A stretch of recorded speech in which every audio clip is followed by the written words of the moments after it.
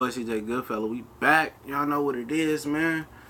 We back talking more boxing. I had the live video set up. Pretty sure some of y'all seen it on the page or got the notification. It didn't happen, but still gonna deliver on something. Still gonna do my thing and do my thug thizzle real quick. It's the boxing clinic and random boxing talk. You got questions, I answer the questions. If not, I'm gonna just go on about 30-40 minutes tops. I seen an article that said Freddie Roach said that Crawford what's going on, Angel Santos, one of the homies.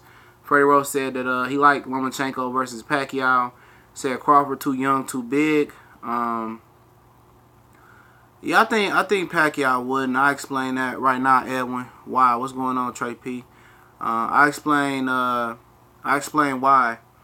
Pacquiao would fight Lomachenko. I think it's a vendetta versus what's going on, Compton. And I had a couple homies went to college with that was from Compton, man. So, yep.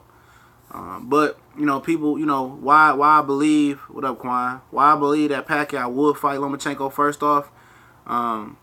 Is the simple fact that I think Pacquiao really believed that he was set up by Bob Arum. Oh yeah, I'll get to that in a minute. Him and Barry Hunter was speaking that junk. But about the thing about Pacquiao, he was talking like after the Horn fight that he was set up, he was saying some things. I don't know if it went under the radar. I caught him. But at the end of the day, I felt bad for Pacquiao because I thought he beat Jeff Horn. I didn't score. I never went back and scored that fight. Long Beach in the house was good. I never went back and scored the fight. I just felt that Pacquiao won. Maybe I did a disservice, but I just thought he won. But the thing about it is, it's like, he didn't even watch tape on Horn, and I'm not gonna get into that no more. But I think he want to fight Lomachenko to take Bob Arum's most prized possession away from him, and had an opportunity to be back on the pound for pound list. If they saying this guy's pound for pound #1. Why not? Pacquiao been saying for years that he can make 40 and almost make 35 if he really wanted to.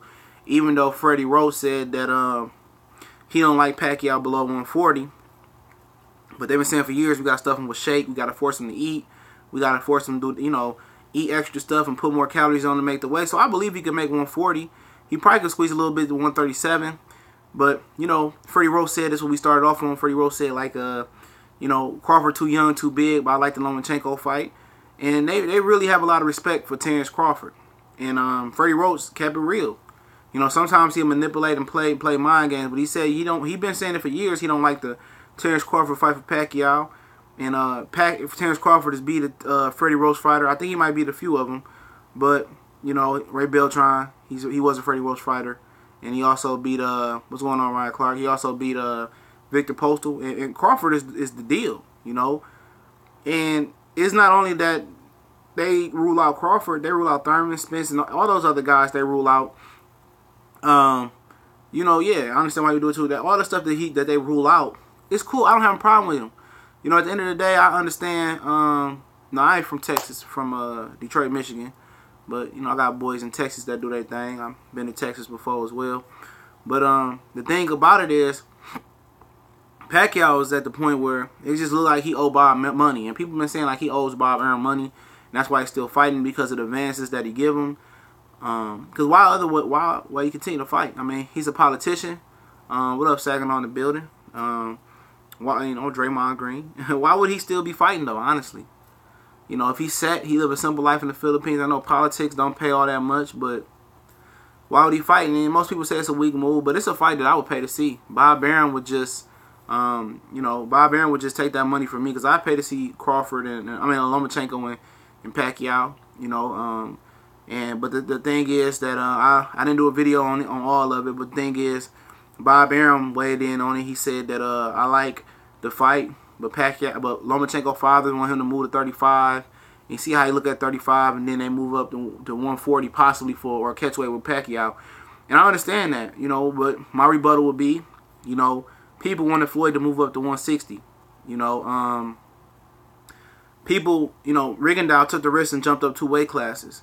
Lomachenko wasn't a small 126, and he's not I'll get to Tevin in a minute. If I forget, remind me, Ryan. But Lomachenko wasn't a small 30. You know, he's a big 30.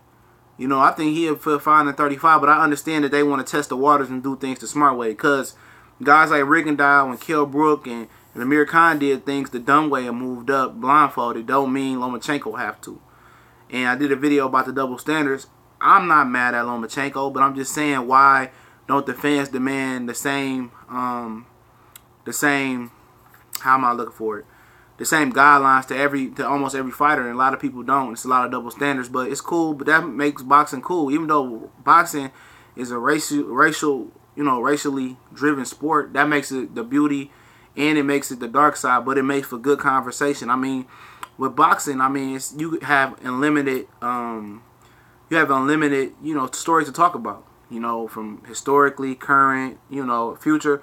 I mean, it's a great sport to talk about. But as far as Lomachenko, Pacquiao, I pay for it. You know, 137, 140, 135.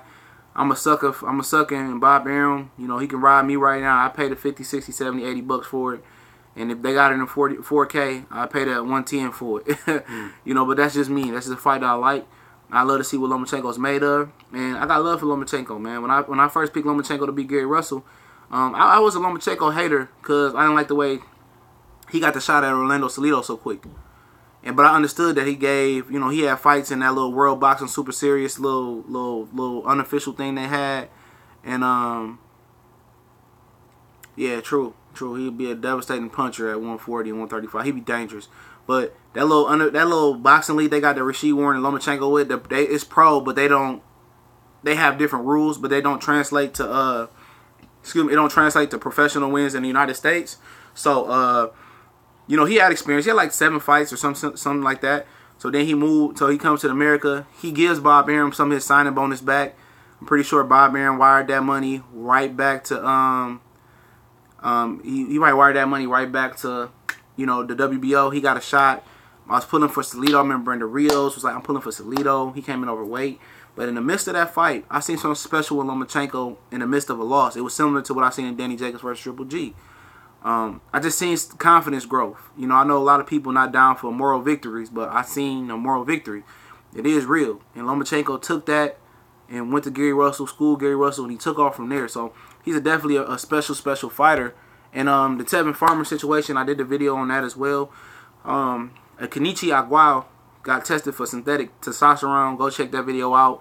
I did a little story on on that, and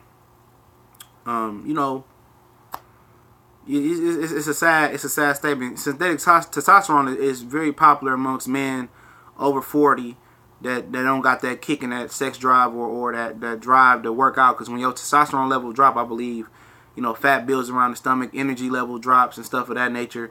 But possibility of Tevin fighting Gervonta Tank Davis now is real. I think Gervonta Tank Davis is the is coming up, and he's the next contender. And actually, I got a message which everybody heard. We about to continue the live show. I'm gonna end this live show right now. I'm about to set the live show up. I got Moni Brown TV coming on, Corey coming on, and yeah, he will. So we about to commit. So give me a break. I'm gonna end this live real quick. It's gonna process, and then we're gonna take it back with Lamar Peterson and Earl Spence, and we're gonna try to do a condensed version because it's late. Well, it's not really late, but I got a puppy and he raising hell, and my girl probably about to kill him because he pissing. So I gotta potty train him, help him potty train tonight. But remember, we about to come right back on, once I learn how to end this thing. Why do it look different? Okay, I don't man. Mute the